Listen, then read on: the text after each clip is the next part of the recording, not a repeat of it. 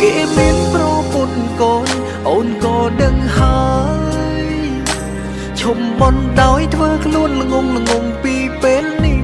ទៅឃើញអូនឈឺចាំបងអានិនគេមិនទុំអូនមនុស្សពីសែង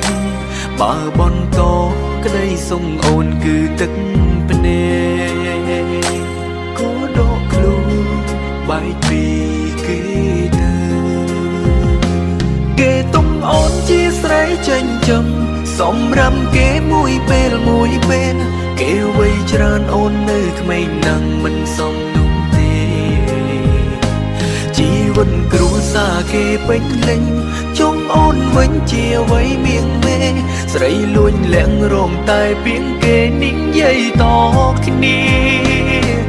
គេទុំអូនជាស្រីចិញ្ចឹមព្រមគេមានប្រពន្ធកូនហើយ